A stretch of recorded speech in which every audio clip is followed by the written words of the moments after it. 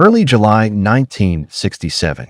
Just outside LZ Geronimo, your platoon is finally back from the heat and hills. Now you're ordered out again, into the dark, past the wire. The danger isn't a big battle. It's a single mistake at night. One cigarette ember. One cough. One trigger squeeze and confusion. And in Vietnam, night patrols decided who made it to morning and who didn't. In this video, we're breaking down 4 of the most terrifying night patrol close calls U.S. troops survived, how they nearly died, what saved them, and what changed afterward. Stay with me because each incident escalates, from simple exposure to near point-blank contact to a force you can't fight without calling steel onto your own position, and finally to the river, where the dark has nowhere to hide. After that first step beyond the perimeter, everything gets quieter and deadlier. After dusk, outside the wire at LZ Geronimo, 1967. What hits you first is how close you are to safety and how far you are from help. A company, 1/8th Cavalry, sends a 3-man listening post about 75 to 100 meters outside the perimeter. You carry an M16, roughly 200 rounds, grenades, and a PRC-25 radio. You're supposed to stay awake for a 9-hour stretch with a handset so close you can hear the constant static. Units OPs and duty logs described a simple check. The RTO briefly kills the static, and you answer back on the squelch. But fatigue doesn't care about SOPs. You're coughing. You're fighting sleep. You light a cigarette under a poncho to hide the glow, and you know it's a gamble.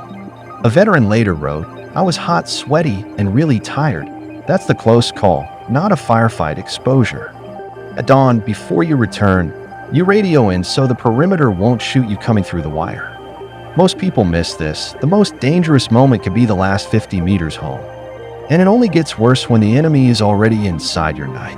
A few months later, down near Da Nang, 1968. Now you're with 3rd Battalion, 27th Marines, running night saturation patrols in the rocket belt south of Da Nang. The schedule itself is punishing. 3 rotating patrols through the night, while a patrol base tries to hold a thin perimeter. Operational reporting emphasized why. Stop rockets, stop sappers, stop booby trap teams before sunrise. Your squad moves slow. You keep about 5 meters between men. You try to step into the same boot prints because mines don't care who you are. You've already walked about 1,000 meters to a checkpoint, and you set an ambush in the early morning darkness. Then you hear it. Snoring close. Too close. You freeze because it can mean anything. A 2nd Marine Patrol, a recon team, or Viet Cong lying up behind you. One Marine later captured the feeling in 6 words. What in the hell is happening? Here's where it turned deadly. If the enemy is awake, the first warning isn't a shout. It's grenades landing in your position. And when you survive that kind of contact, you don't relax. You start planning for the night the enemy doesn't sleep. Because up in the hills, sometimes the only way out is to call fire onto your own doorstep.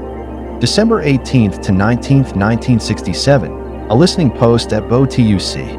By late 1967, some units are sending listening posts out even after being hit that same day. At Bo TUC, a veteran of the 4 of 9 Infantry later recalled volunteering for LP duty, then regretting it the moment he stepped into the tree line. He describes reaching a clearing about 40 meters wide, with a shallow water hole at the edge. Claymores go out left and right. The moon gives you just enough light to see silhouettes and to be seen if you move wrong. Then, in the early hours, you hear what sounds like a mass mortar launch, and you see them. He estimates 75 to 100 NVA and VC moving through the opening, talking, giving orders, setting up for an attack on the camp behind you. You hold your fire because one burst gives you away. This is where it turned deadly.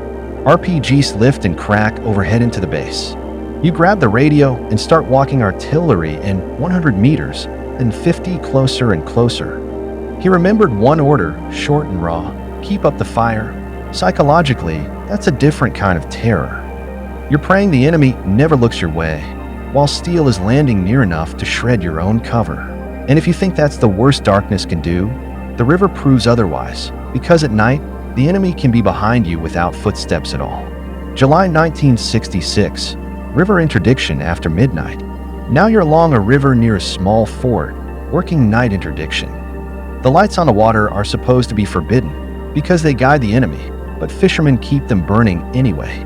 So the patrol uses those lights as a trap. In Marine small unit accounts, a patrol moves out around 2,000 hours and waits in the dark along the bank. It's after midnight. You hear ducks and geese squawking, then the scrape of wood on wood. Someone whispers that the enemy is carrying a boat over fish traps. A weapon fires. The river flashes. In that sudden light, shapes dive into the water. And then the close call snaps shut. Rounds crack between you and the man beside you. You dive off the bank before you even hear the gun, because in Vietnam you learn the sound is often late. One Marine yells the warning that saves lives. It's coming from the other side. That's what most people miss. At night, contact is rarely straight ahead. It's flanks, rear, and crossfire you don't see until tracers cut the air. And by the time you pack it in, you're carrying the same lesson back to every perimeter. Darkness is not empty. It's occupied. Across Vietnam, night patrols weren't about heroics. They were about discipline under exhaustion and survival under uncertainty. A cigarette, a cough, a misplaced step, a wrong challenge and password. Any of it could turn a routine patrol into a body count before sunrise. After-action reports and veteran recollections keep repeating the same truth. The men who made it learned to move slower than fear, listen longer than impatience, and trust procedures even when they hated them. If you served, you know that quiet tension. If you didn't remember this, many of the war's closest calls happened in the dark, far from cameras, with only a radio's hiss and a man's heartbeat to prove it was real.